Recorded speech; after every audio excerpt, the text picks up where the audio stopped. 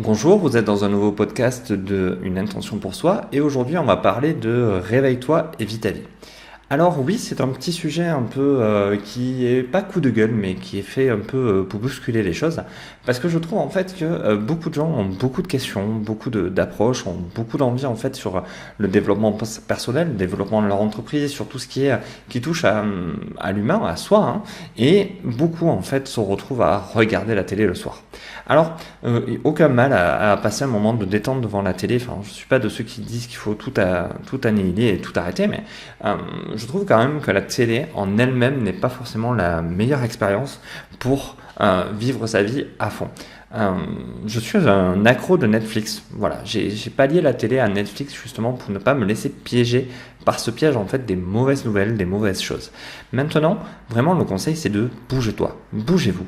Arrivez le matin avec un but, arrivez-vous à vous lever avec une décision qu'aujourd'hui vous allez faire telle chose pour vous, pour votre entreprise, pour votre job, pour ce que vous faites de plus. L'idée est d'un moment donné de passer de la motivation positive vraiment à la simple motivation en fait de dire je vais faire ça aujourd'hui à faire les choses. Pourquoi?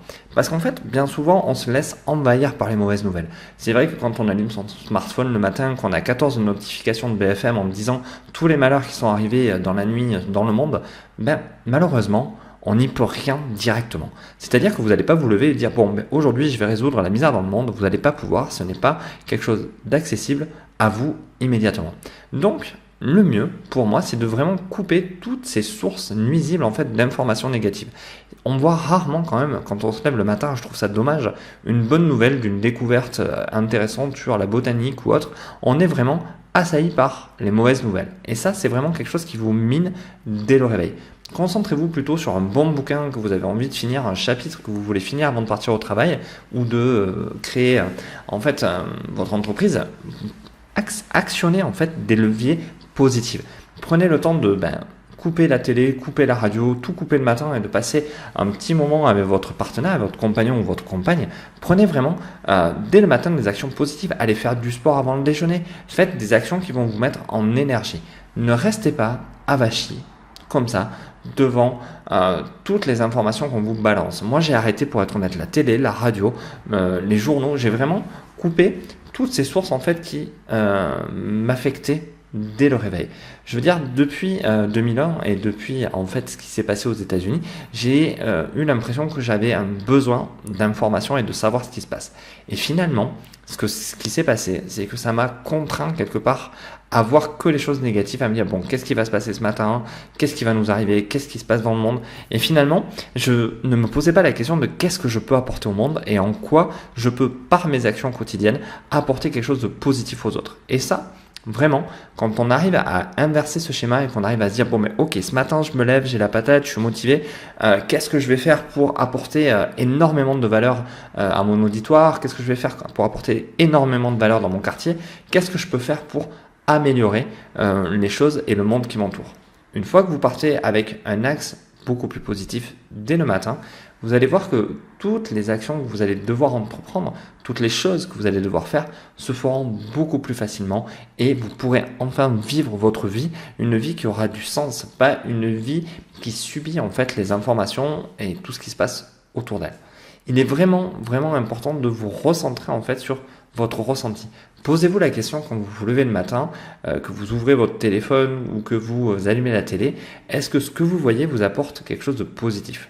Alors, ce que je dis, ce n'est pas de couper entièrement la télé. Si vous avez envie de regarder une bonne émission sur Arte, sur France 2 ou autre, s'il y a un bon reportage, bien sûr, je vous invite à le regarder. Ça peut vous apporter de très bonnes idées. Je veux dire, on se nourrit de ça. Mais aujourd'hui, regardez des informations, le JT de 20h sur TF1 ou regardez d'autres émissions comme ça qui sont forcément amenées du côté négatif, comme on a pu voir la dernière émission où il parlait du développement personnel et de David Laroche. Ça a été quelque chose qui est totalement néfaste, qui n'a aucun sens parce qu'on oublie en fait quelque part de présenter les gens à qui ça a vraiment apporté quelque chose, les gens à qui ça a vraiment permis de réussir des grandes choses dans leur vie.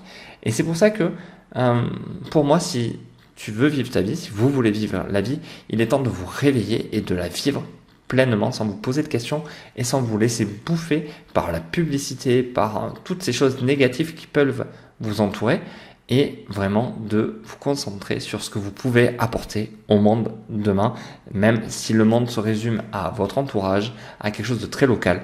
L'intérêt, c'est de pouvoir changer un petit peu, petit à petit, des petites choses.